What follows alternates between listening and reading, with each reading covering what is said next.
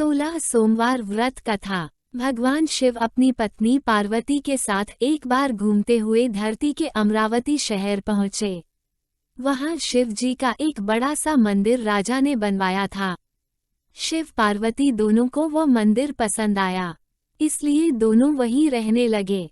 कुछ दिनों बाद माँ पार्वती ने भोलेनाथ से कहा, प्रभु, मुझे चौसा खेलने की इच्छा है। भगवान ने सारा इंतजाम किया और दोनों आराम से चौसा खेलने लगे। तभी वहां मंदिर के पुजारी आ गए। पुजारी को आता देख मां पार्वती ने पूछा, आप बताइए, हम दोनों में से कौन ये खेल जीतेगा?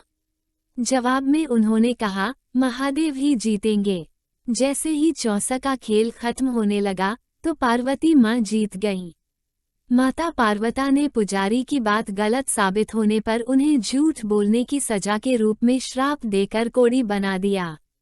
फिर पार्वती शिवजी के साथ कैलाश लौट गईं।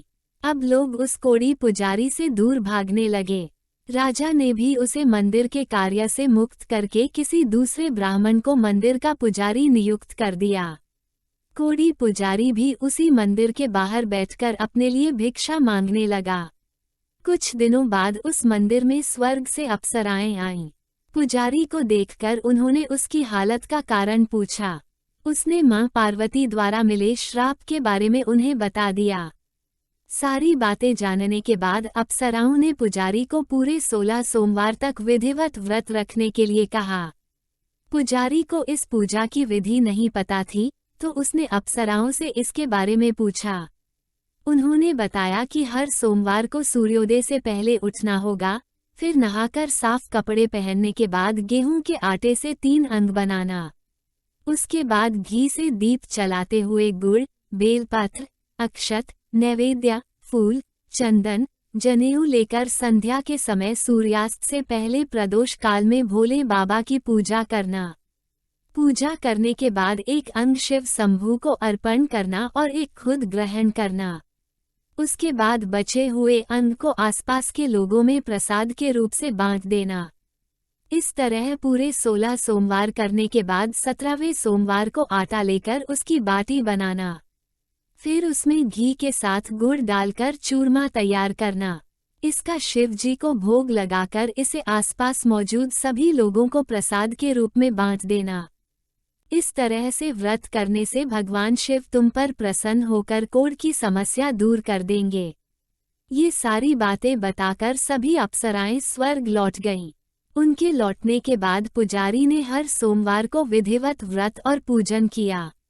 16 सोमवार पूरे करने के बाद 17वें सोमवार को सबको प्रसाद बांटते ही उसके कोढ़ की समस्या दूर हो गई। पुजारी के ठीक होने पर राजा ने दोबारा उस मंदिर में पूजा पाठ करने का जिम्मा उसे सौंप दिया। होते होते एक दिन दोबारा भोलेनाथ अपनी पत्नी पार्वती जी के साथ उसी मंदिर में पहुंचे। पार्वती जी ने जब देखा कि वो कोढ़मुक्त हो गए हैं, जो उन्होंने पुजारी से पूछा कि ऐसा कैसे हुआ। जवाब में पंडित ने उन्हें 16 सोमवार व्रत करने की अपनी कथा के बारे में बताया। पुजारी की बात सुनकर मां पार्वती काफी खुश हुईं। उन्होंने भी 16 सोमवार व्रत रखने की ठान ली। इसके लिए मां पार्वती ने पुजारी से पूरी विधि जानी और अपने नाराज बेटे कार्तिकेय को वापस पाने के लिए नियम से व्रत करने लगीं। 17वें सोमवार को जब उन्होंने सबको प्रसाद बांटा, तो उसके कुछ दिनों बाद ही कार्तिकेय लौट आए। उन्होंने मां पार्वती के पास पहुंचकर पूछा, माता, अचानक कुछ हुआ कि मेरा सारा गुस्सा ही खत्म हो गया। क्या आपने कोई उपाय किया था? जवाब में पार्वती जी ने 16 सोमवार के व्रत की कथा सुनाई। ये सुनकर कार्तिकेय को भी 16 सोमवार का व्रत करने का मन हुआ, क्योंकि वो अपने मित्र ब्रह्मदत्त के दूर जाने से दुखी थे। माता पार्वती से 16 सोमवार व्रत की विधि जानकर उन्होंने परदेस गए अपने दोस्त ब्रह्मदत्त की वापसी की मनोकामना के साथ व्रत शुरू किया। पूरे 16 सोमवार व्रत करने और उसके विधि विधान से समापन करने के कुछ ही दिन बाद कार्तिकेय का दोस्त लौट आया। वापस आने के बाद ब्रह्मदत्त ने कार्तिकेय से पूछा, आखिर ऐसा क्या किया तुमने कि मेरा मन बदल गया? मैं बिल्कुल भी वापस आना नहीं चाहता था, लेकिन एकदम तुम्हारा ख्याल आया और मैं लौट आया। कार्तिकेय ने भी अपने दोस्त ब्रह्मादत्त को 16 सोमवार व्रत की महिमा के बारे में बताया। इसके बारे में जानने के बाद ब्रह्मादत्त ने भी व्रत रखना शुरू कर दिया। व्रत खत्म होते ही वो अपने दोस्त कार्तिकेय से विदा लेकर यात्रा पर निकल गया। दूसरे नगर पहुंचते ही ब्रह्मादत्त को पता चला कि राजा हर्षवर्धन ने अपनी बेटी गुंजन के विवाह के लिए स्वयंवर रखा है। राजा की प्रतिज्ञा है कि उनकी हथिनी जिस भी लड़के के गले में माला डालेगी वही उसकी बेटी से विवाह करेगा। उत्सुक होकर ब्राह्मण भी महल पहुंच गए। वहां कई सारे राजकुमार थे। उसी वक्त हथिनी ने अपने सूंड में माला उठाई और ब्रह्मादत्त के गले में डाल दी। राजा ने अपनी प्रतिज्ञा को पूरा करने के लिए ब्राह्मण ब्रह्मादत्त से अपनी बेटी का विवाह करवा दिया। शादी के बाद ब्राह्मण से उसकी पत्नी ने पूछा, आखिर आपने ऐसा कौन सा अच्छा कार्य किया था कि हथिनी ने सबको छोड़कर आपको मेरे लिए चुना। ब्रह्मादत्त ने उसे 16 सोमवार व्रत के बारे में बताया। राजकुमारी ने ये सब जानने के बाद अपने पति से विधि पूछकर व्रत करना शुरू कर दिया। व्रत के समापन के बाद उसे एक सुंदर सा बेटा हुआ जिसका नाम गोपाल रखा गया। गोपाल जब बड़ा हुआ तो उसने अपनी माँ से पूछा, आखिर मैं आपके ही घर पैदा क्यों हुआ? कौन सा शुभ कर्म आपने किया था? गोपाल को उसकी माँ गुंजन ने 16 सोमवार व्रत कथा सुनाई।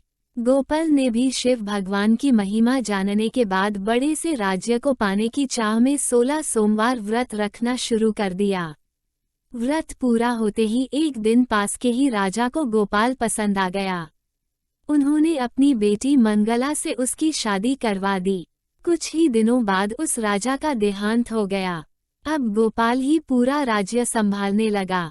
गोपाल ने भगवान शिव को धन्यवाद कहते हुए दोबारा 16 सोमवार का व्रत रखा। इसके समापन के दिन उसने अपनी पत्नी से सभी सामग्री पास के शिव मंदिर तक पहुंचने के लिए कहा। मंगला ने खुद जाने के बजाय पूजा की सामग्री कुछ सेवकों के हाथों मंदिर तक पहुंचा दी। उसी दौरान आकाशवाणी हुई, राजन, तुम्हारी पत्नी ने 16 सोमवार व्रत का आदर सम्मान नहीं किया। अब तुम उसे अपने महल से तुरंत निकाल दो, वरना तुम्हारा सब कुछ खत्म हो जाएगा। गोपाल ने अपनी पत्नी को अपना आदेश न मानने और भगवान शिव के अनादर के लिए महल से निकाल दिया। अब वह भूखी प्यासी दर दर भटकने लगी। उसे जो भी सहारा देता उसका सब कुछ चौपट हो जाता था। एक दिन उसने एक बुढ़िया की सूत की गठरी को छुआ तो सारा सूत हवा में उड़ गया। फिर उसे एक तेनाली ने रहने के लिए घर दिया। ऐसी मनहूसियत को देखते हुए हर किसी ने उसे अपने यहाँ से निकाल दिया। अब उसकी कोई मदद नहीं करता था। प्यास के मारे जब वो किसी नदी के पास पानी पीने के लिए पहुंचती तो वो नदी सूख जाती। फिर एक दिन वो जंगल में पेड़ के नीचे छांव पाने के लिए बैठी। उसी वक्त वो पेड़ सूख गया। देखते ही देखते सारे हरे भरे पेड़ सूखने लगे। कुछ देर बाद वो एक तालाब में पहुंची। वहां का पानी जैसे ही उसने छुआ उस पर कीड़े पड़ गए। ये सब देखकर वो हैरान हो गई और उसी कीड़े वाले पानी को उसने पी लिया। भटकते भटकते एक दिन रानी पुजारी के पास पहुंची। उसे देखकर पुजारी समझ गया कि इसके साथ कुछ सही नहीं चल रहा है। उसने रानी को मंदिर में ही रहने की इजाजत दे दी। रानी मंदिर में सब्जी या फल को हाथ लगाती तो वो सड़ जाते। आटे को छूती तो उसमें कीड़े पड़ने लगते। पानी से बदबू आने लग जाती। ये सब देखकर पुजारी ने कहा, लगता है तुमसे कोई बड़ा अपराध हुआ है जिससे नाराज होकर देवताओं ने तुम्हें दंड दिया है। इस बात के जवाब में रानी ने पुजारी को शिव की पूजा करने के लिए सामग्री से जुड़ी पूरी कहानी बता दी। ये बात जानने के बाद पुजारी बोले, तुम कल से ही 16 सोमवार का व्रत करना शुरू करो। इससे प्रसन्न होकर भोलेनाथ तुम्हें माफ कर देंगे। पुजारी से 16 सोमवार की विधि समझने के बाद अगले ही सोमवार से रानी से व्रत रखना शुरू कर दिया। पुजारी उसे हर सोमवार को व्रत कथा भी सुनाते थे। 17वें सोमवार को जैसे ही रानी ने अपने व्रत का समापन किया, वैसे ही राजा को अपनी पत्नी की याद आई।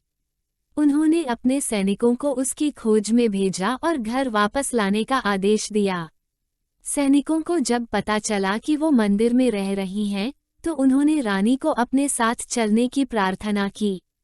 तभी पुजारी वहां पहुंचे और सैनिकों को वापस महल लौटने के लिए कहा।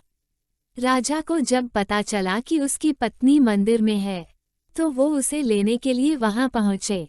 उन्होंने पुजारी से माफी मांगी और सब कुछ बताया।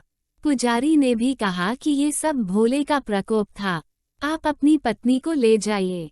राजा और रानी के महल पहुंचते ही वहां खुशियां मनाई जाने लगीं। खुशी के मारे राजा ने पूरे नगर में मिठाई बंटवाई और ब्राह्मण व निर्धनों को खूब दान दिया। अब रानी महल में भगवान शिव की पूजा और 16 सोमवार का व्रत रखते हुए खुशी खुशी रहने लगी।